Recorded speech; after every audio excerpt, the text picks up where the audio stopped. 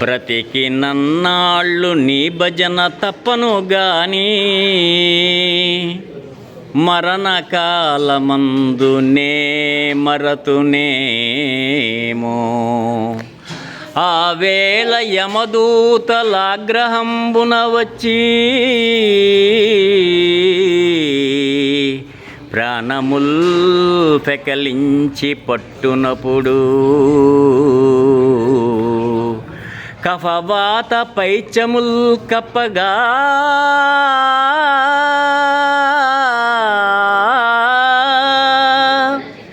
కంపముద్భవముంది పిలుతునో శ్రమ చేత పిలువలేనో.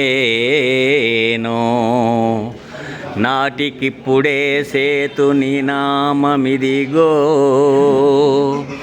తలతు చెవులను వినవయ్య ధైర్యముగను. భూషణ వికాస శ్రీధర్మపుర నివాస దుష్ట సంహార దురిత దూర ఆ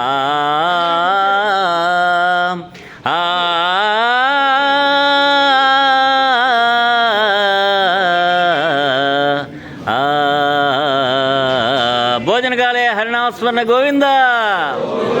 హర నమ పార్వతీపతయే. హర హర మహా